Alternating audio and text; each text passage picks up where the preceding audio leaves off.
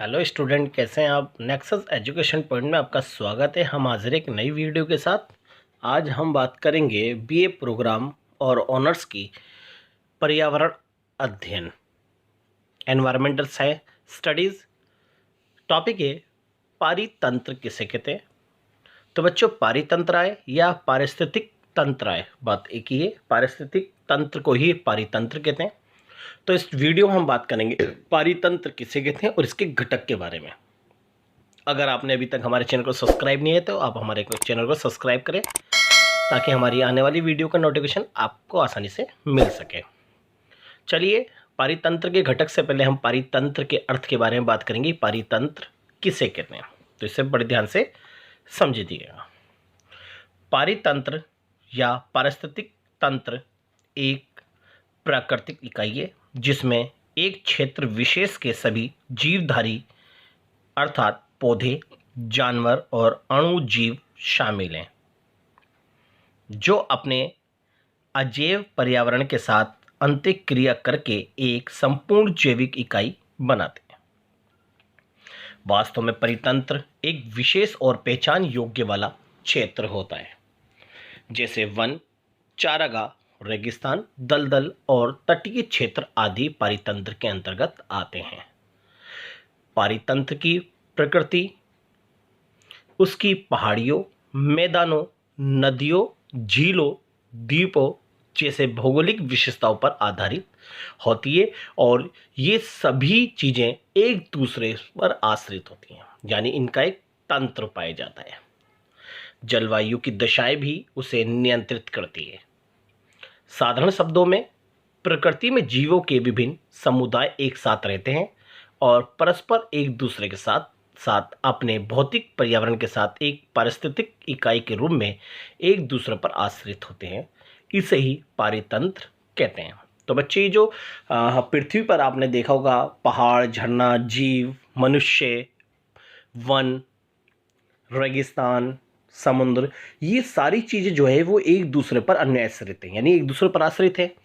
और याद रखना, इसी से ही हमारा जो सिस्टम है, यानी जो एनवायरनमेंट है वो बदलता है। और एक दूसरे पर आश्रित होने के कारण हम एक दूसरे से अपनी आवश्यकताओं की पूर्ति करते हैं। तो इस चक्र को ही हम पारिस्थितिक तंत्र यानी पारितंत्र कहते हैं। तो ये तो था पारितंत्र के अर्थ के बारे में। अब बात करेंगे कि पारितंत्र की संरचना यानी घटक होते क्या है। तो बच्चों, पारितंत्र की संरचना और घटक अलग अलग तरीके से भी आता है। तो पारितंत्र की जो घटक है यानी संरचना है वो दो प्रकार की, एक जैविक घटक और अजैविक घटक। तो बच्चों, ये पारितंत्र की जो जैविक घटक और अजैविक घटक है, ये अलग अलग करके भी क्वेश्चन आपके एग्जाम में पूछ सकता है। चलिए अब बात करते हैं, हम बात करेंगे पारितंत्र के जैविक घटकों के बारे में कि जैविक घटक होते क्या है। फिर उसके बाद अजैविक घटक के बारे में बात करेंगे। चलिए, जैविक घटक क्या होते हैं।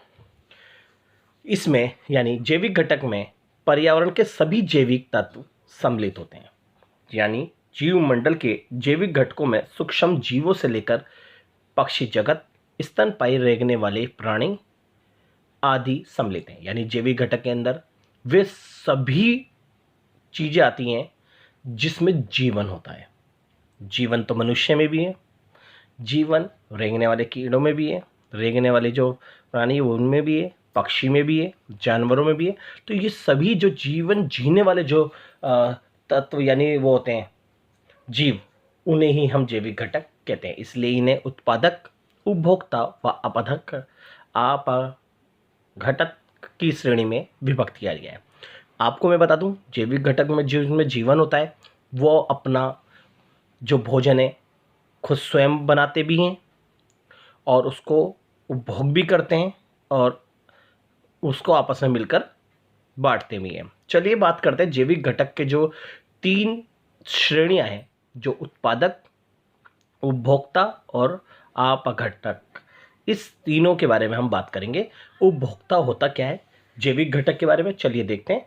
हरे पौधे प्रकाश संश्लेषण के द्वारा संपूर्ण परितंत्र के लिए भोजन का निर्माण करते हैं। आपको पता है, बड़े बड़े वन, पेड़ पौधे जो होते हैं वो प्रकाश संश्लेषण के आधार पर वो खुद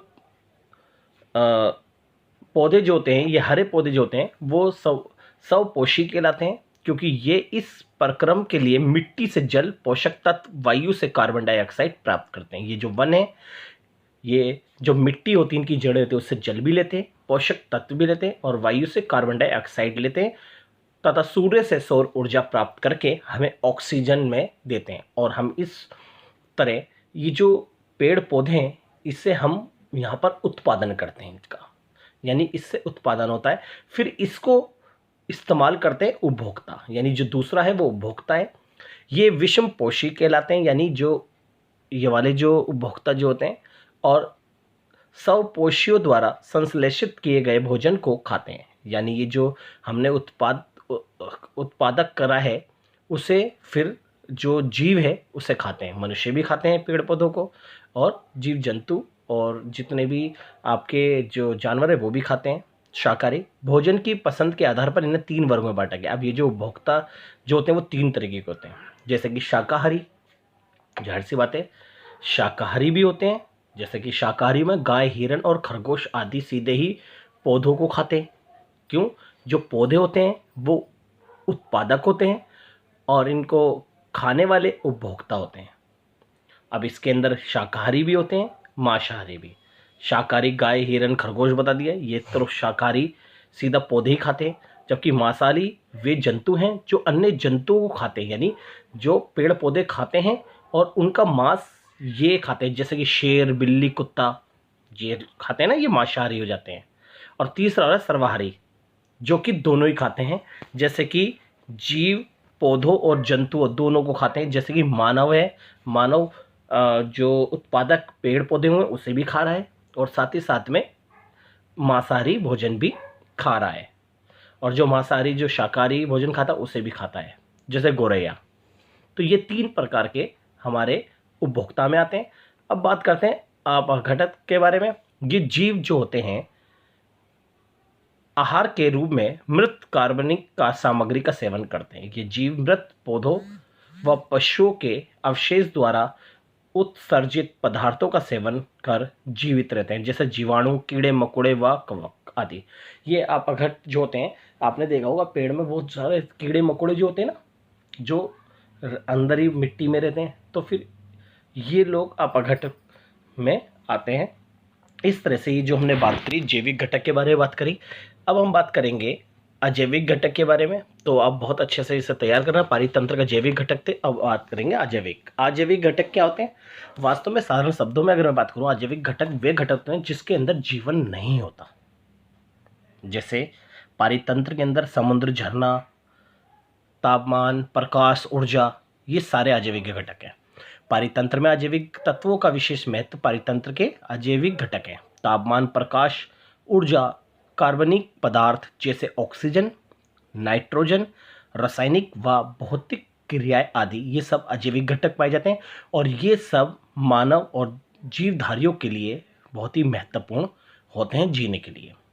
तो अजैविक घटक को हम बात करेंगे भौतिक कारकों के बारे में। इसे भी हमने 3 पदार्थों में बांटा, जैसे मैंने बताया ना। तो भौतिक कारक क्या होते हैं? भौतिक कारक होते हैं जो सूर्य का प्रकाश, तापमान, वर्षा, आर्द्रता तथा दाब आदि में ये जीवों की वृद्धि को सीमित और स्थिर बनाए रखते हैं। दूसरा है कार्बनिक पदार्थ, यानी कार्बनिक पदार्थों में ऑक्सीजन, नाइट्रोजन, ऑक्सीजन, सल्फर, मिट्टी व खनिज सभी आते हैं। जबकि कार्बनिक पदार्थ के अंदर कार्बोहाइड्रेट, प्रोटीन, ह्यूमिक पदार्थ ये सजीव तंत्र के मूल अंग हैं, इसलिए ये जैविक तथा अजैविक घटकों के बीच की कड़ी होते हैं। तो हमने ये बात करी पारितंत्र की संरचना और घटक के बारे में। तो इसके 2 घटक थे, जैविक घटक और अजैविक घटक। इस टॉपिक को आप बहुत अच्छे से कर लीजिएगा, आपके एग्जाम में हर साल रिपीट होता है। तो अगर आपको हमारी वीडियो अच्छी लगी तो हमारे चैनल को सब्सक्राइब करें, ताकि हमारी आने वाली वीडियो का नोटिफिकेशन आपको आसानी से मिल सके। बेल आइकन जरूर बजाएं, लाइक, कमेंट, शेयर करना ना भूलें।